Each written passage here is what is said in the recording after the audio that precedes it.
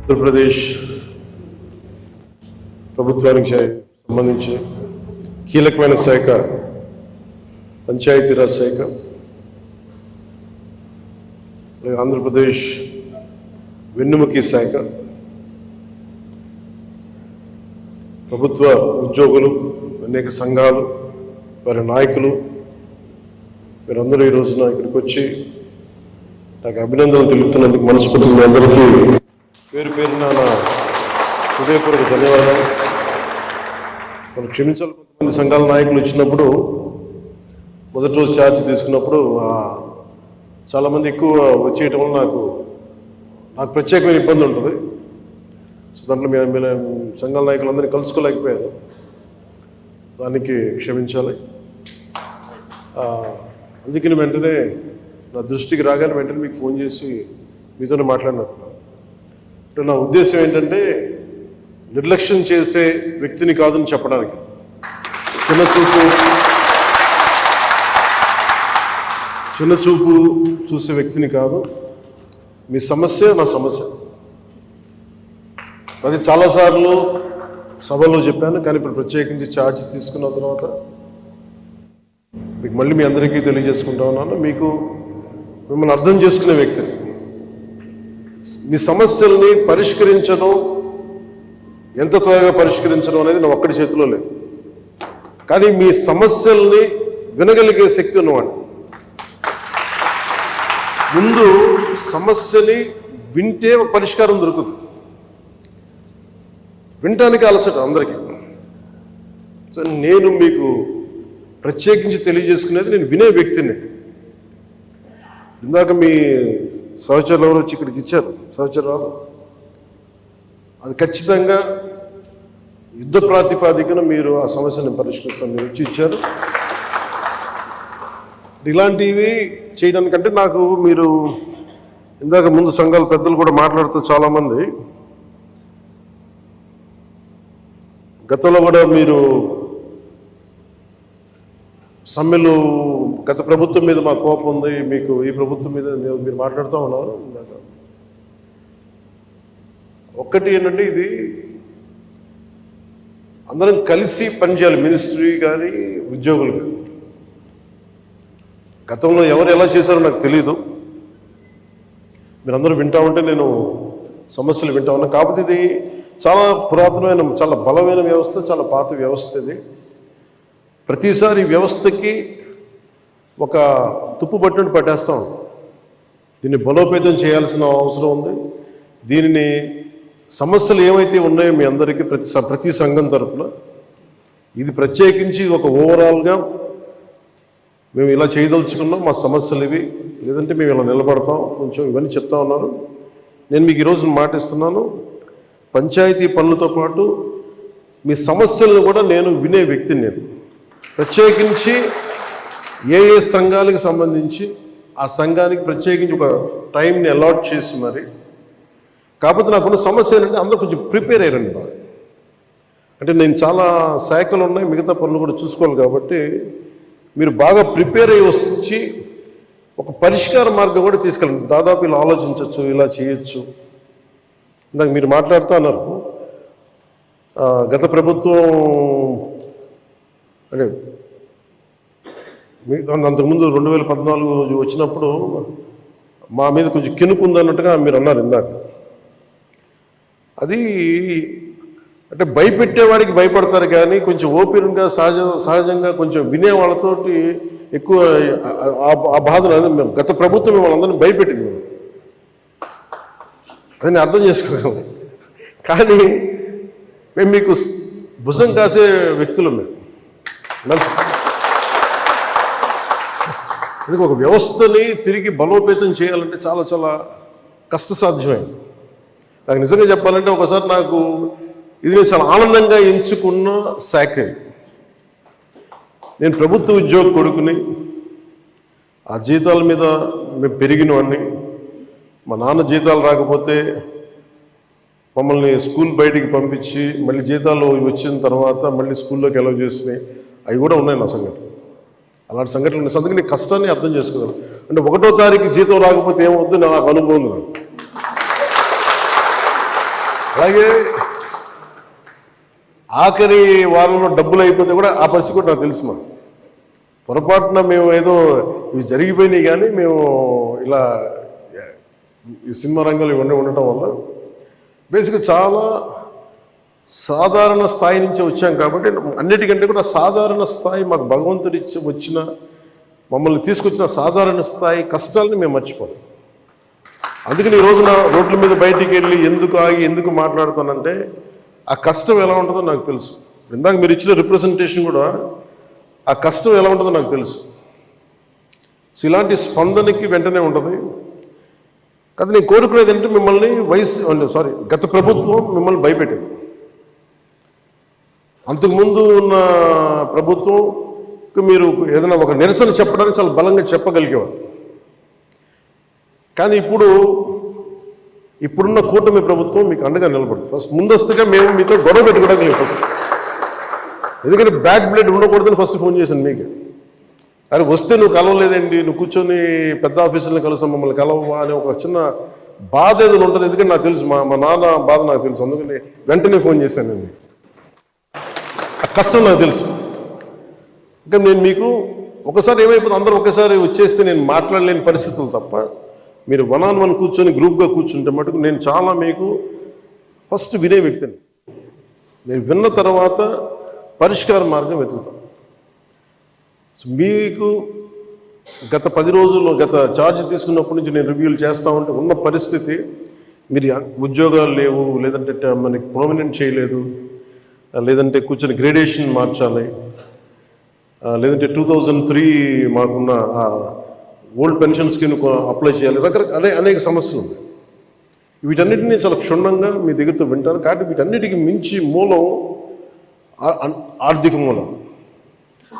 రాష్ట్ర విభజన జరిగినప్పటి నుంచి ఈరోజు దాకా ఆంధ్రప్రదేశ్ ఇంకా ఉణుకుతూనే ఉంది, ఆర్థికంగా నిలదొక్కుకోలేదు. మేము కూడా ఓటు చీలకూడదు, అందరూ కలిసి రావాలి. ఎందుకన్నామంటే అసలు ఆంధ్రప్రదేశ్కి ఒక బలమైన రాజకీయ వ్యవస్థ ఉంటేనే కింద ఉన్న మనకి పనిచేస్తున్న ఉద్యోగులందరికీ కూడా ఒక భద్రత ఉంది. ఇందాక మాట్లాడుతూ ఉంటే కూడా ఐఏఎస్ అధికారులతో వాళ్ళకు కూడా డిఏలు ఇవ్వలేని పరిస్థితి ప్రభుత్వం. ఒక 90,000 రూపాయలు వాళ్ళకి రావాల్సింది 4% ఇంక్రీజ్ వచ్చింది. మాకు అన్ని బకాయిలు తీసుకుంటే 90,000 ఇవ్వాలి, వదిలేశారు. ఇంకా రావని చెప్పి వదిలేశాను. ఐఏఎస్ అధికారులు చెప్తా ఉన్నాను. అంటే ప్రైవేట్ వీళ్ళందరూ ప్రాఫిట్ పొందుతూ ఉన్నారు. డబ్బు ఉంది, కానీ డబ్బుని వ్యక్తులు సొంతం చేసుకున్నారు. రాజకీయాల్లో కూర్చొని గత ప్రభుత్వం స్థాయి దాన్ని పెంచేసింది. అది మేము కరెక్ట్ చేయాలి. అందుకని మేము చాలా నిబద్ధతతోటి నిక్కచ్చిగా ఉండే వ్యక్తులు మేము కట్టుబడి ఉన్నాం. సో మీకు మేము మాట ఇచ్చేది కూడా ముందస్తుగా అసలు ఫస్ట్ ఆర్థిక పరంగా అసలు ఎలా ఉంది రాష్ట్రం, శ్వేతపత్రాలు రిలీజ్ అయిపోతుంది. ఆర్థిక పరంగా ఎంత బలం, ఏ పరిస్థితిలో ఉంది, ప్రతి డిపార్ట్మెంట్లో ఎంత డబ్బు ఉంది, ఏ డబ్బులు ఉన్నాయి, అసలు ఏమైపోయినట్టు. ఉదాహరణకి పొద్దున్న ఏదో రివ్యూ చేస్తూ ఉంటే నారాయణ గారితో మాట్లాడుతూ ఉంటే అంటే ఏ పరిస్థితిలో ఉంది చెప్తాను. ముఖ్యంగా మన పిఆర్కి, మన పంచాయతీరాజ్ సంబంధించి 15th ఫైనాన్స్ కమిషన్ అసలు డబ్బు లేదు, మ్యాచింగ్ గ్రాంట్ ఇవ్వలేదు. దాదాపు కొన్ని 1,000 కోట్లు రావాల్సింది రాలేదు. ఇప్పటికి ఈరోజు కూడా కూర్చోబెట్టి దాదాపు 1,800 కోట్లు అనుకుంటున్నా, 1,580 కోట్లు, క్లోజ్ టు 1,600 crores రావాలి. సో 15th ఫైనాన్స్ కమిషన్ డబ్బులు వదిలేసుకున్నాం. జల్ జీవన్ మిషన్ లాంటిది గోల్డెన్ నిధులు ఉన్నాయి. సో ఏ పథకం, కేంద్ర పథకాలకి ఇవన్నీ చూస్తుంటే కేవలం మ్యాచింగ్ గ్రాంట్ ఇవ్వలేకపోవడం. నేను అధికారులు పొద్దు నుంచి గత రోజుల నుంచి నేను అడుగుతా ఉంటే ఒకటే అడుగుతున్నాను, ఏమైనాయంటే మీ బాధ్యత కదా, మీరు ఎందుకు లేరు ఇట్లా అని అడిగారు. సమస్య ఏమైంది, సరైన నాయకత్వాన్ని ప్రజలు ఎన్నుకోలేనప్పుడు ఇష్టారాజ్యంగా ప్రవర్తించారు. దానికి పర్యాసాధనమే మనం అనుభవిస్తుంది ఈరోజు. నేను మీకు ఒక రెవల్యూషనరీ విప్లవాత్మకమైన మార్పులు తీసుకురావాలి ఆంధ్రప్రదేశ్ విధి విధానాల్లో కానీ ప్రభుత్వ విధానాల్లో కానీ, దానికి నేను నా వంతు కృషి నేను బలంగా చేసి పెడతాను. మీకు ఏదో ఒక రోజు వారానికి మీ సమస్యల మీద ప్రత్యేకించి దృష్టి సారిస్తాం. అంటే ఈరోజు కూర్చుంటే ఒక సపోజ్ నెల రోజుల్లోపు నాకున్న సమయంలో, అందుకే నెల రోజులు అంటే అది 2 వారాల్లో కానీ మీరు చెప్పండి, నాకు ఇంత టైం పడుతుంది, ఒక్కొక్క వింగ్ని అర్థం చేసుకోవాలి. ఇప్పుడు మీరు చెప్పారు ఈ ఫిట్మెంట్లు కానీ పిఆర్సీ కానీ అలాగే కమిషనర్స్ ఇప్పుడు దాకా అపాయింట్ చేయలేదు. ప్రతిదీ కూడా మీరు క్షుణ్ణంగా చెప్తే నేను కన్సర్న్ అధికారులతో మాట్లాడి నేను ఏం చేయగలంటే నేను టాస్క్ మాస్టర్ ముందు సమస్యకు పరిష్కారం వెతుకుతానని చెప్పేవాడు. నేను పారిపోయే వ్యక్తిని. నాకు రాజకీయాలు నాకు అవసరం లేదు. నాకు అతను ఎందుకు వచ్చానంటే ఇది నా నేల అనుకొని వచ్చాను. ఇది ఎవరో మీ తరపున నిలబడి మాట్లాడటానికి ఇన్ని కోట్ల మందికి నిలబడాలి, నా వంతు కృషి చేయడానికి వచ్చాను. దాంట్లో భాగం మీ భవిష్యత్తుకి మీ భద్రతకు కూడా నేను మనస్ఫూర్తిగా మాటిస్తున్నాను, ఇది నిలబడి. సో నేను కోరుకునేదల్లా మీకు ఈరోజు నేను అద్భుతాలు చేసేస్తాను, అన్ని సమస్యలని పరిష్కరించేస్తాను నేను చెప్పను. ముందు నేను అవగాహన చేసుకోను. శాఖాపరమైన అవగాహన చాలా చాలా అవసరం. అలాగే దీంట్లో ఎంతమంది ఉద్యోగులు ఉన్నారు, ఏ స్థాయి ఉద్యోగులు ఉన్నారు, ఏమేమి చేయాలి, వీళ్ళందరికీ ఏ సమస్యలు ఉన్నాయి, ఇది ఒకటి. మీరు 2 రకాలు స్టడీ చేయాలి. ఇవన్నీ చేసిన తర్వాత ఒకటి పంచాయతీలని దానికి పునర్వైభవం తీసుకురావడం, గత వైభవం తీసుకురావడం పంచాయతీలకి. అలాగే పంచాయతీరాజ్ వ్యవస్థ నా కోరిక ఒకటే, ఈ 5 ఏళ్ల కాలంలో ఆంధ్రప్రదేశ్లో ఉన్నంత బలమైన పంచాయతీ వ్యవస్థ మనకి భారతదేశంలోనే లేదని అలాంటి సర్టిఫికేట్ తెప్పించుకోవాలని నా కోరిక. అందుకని బలమైన ఆలోచన విధానంతో ఉన్నాను. కాకపోతే మీ అందరి సహకారం కూడా కావాలి. కానీ నేను ఒక్కడిని చేసేది కాదు. మీ అందరి సహాయ సహకారాలు, మీ సలహాలు, సూచనలు లేకపోతే నేను కూడా ఏం చేయలేదు. కానీ నేను మీకు అందుబాటులో ఉంటాను. మీకు ప్రత్యేకించి ముఖ్యంగా మీరు కోరుకుంటుంది అన్నిటికంటే దారుణ బాధ అనిపించింది, నెలకి జీతాలు ఇవ్వడం పక్కన పెట్టి జీతాలు పెంచాలని అడగాలి, కానీ నెలకి జీతాలు వస్తే చాలు అనుకునే 1వ తారీఖు జీతాలు వస్తే చాలు అనే స్థాయికి పెరిగిపోయింది. సో అభివృద్ధి అనేది లేదు, నిధులు లేవు. వీటన్నిటి మధ్యలో now governance is a great challenge for all of us. కానీ మాకేం నమ్మకం ఉందంటే పెట్టుబడులు తీసుకురాగలం, అభివృద్ధి పదంలో ముందుకు తీసుకెళ్ళగలం, ఒక ధైర్యం చాలా బలంగా ఉంది. సో మేము బలంగా మీకు చేసి నీకు నెక్స్ట్ మీటింగ్ నేను మీకు తెలియజేస్తాను. సంఘాల పెద్దలందరికీ, నాయకులందరికీ. హరిప్రసాద్ గారికి నా పొలిటికల్ సెక్రటరీ, అలాగే మన పంచాయతీరాజ్లో కూడా కొంత ఆయన సహాయం తీసుకుంటాను. వరప్రసాద్ గారు వీళ్ళందరూ ఉన్నారు. కానీ ప్రత్యేకించి ఇంకొంచెం మీకు ఎక్కువ నమ్మకం కలిగించడానికి నేను అందుబాటులో ఉంటానని చెప్పడానికి, మీరు సమస్యని ఇన్ని సంఘాలు ఉన్నాయి, వీళ్ళకి ఈ సమస్య ఉంది, ఇది మాకు క్షుణ్ణంగా ఈయనేమంటారని మిమ్మల్ని ఈ రిపోర్ట్ చేసి పట్టుకురండి నేను మాట్లాడతాను. సో అది కుదిరితే మనం అక్కడ క్యాంప్ ఆఫీస్లోనే కూర్చుందాం. లేదంటే ఒకసారి ఏదైనా కూర్చోబెట్టి మీకు మీరున్న చోటకి అన్నీ బాగుంటాయి, నేను కూడా రావడం నాకు సిద్ధం. నాకు అలాంటి ఇబ్బందులు కూడా ఏమి. సో ఇవన్నీ దృష్టిలో పెట్టుకుని నాకు ఇప్పుడే ఛార్జ్ తీసుకున్నాను కాబట్టి కొద్దిగా నాకు కొన్ని రోజులు సమయం ఇవ్వండి. నాకు సమయం ఇచ్చిన తర్వాత మీతో కూర్చొని మన సాధక బాధకాలన్నీ మాట్లాడుకుని, ముందు మీరు ఆనందంగా ఉంటే తప్ప ప్రజలకు మిమ్మల్ని ఆనందంగా ఉంచలేదు. నాకు మీరు ఆనందంగా ఉండాలని మనసావాచ ఆకాంక్షించాను. అలాగే మీ సమస్యనమ్మా నేను వెంటనే అది మాట్లాడేస్తాను. నేను లాస్ట్ టైం కూడా చేయించాను. 2014లో కూడా ఇలాంటి ఇష్యూ ఏదో ఉంటే నేను అది ప్రత్యేకించి చేయించాను. It will be done. అది మేమే కూర్చోబెట్టి చేస్తాను. అది మట్టు కొంచెం మాట్లాడుతున్నాను. సో మీ అందరికీ ప్రత్యేక ధన్యవాదాలు తెలుపుకుంటే, అంటే నేను ఎంత అవగాహన చేసుకున్నాను అనడానికి మీరు చెప్పిన ప్రతి పాయింట్ యాజ్ ఆన్ నౌ నేను నోట్ చేసుకున్నాను.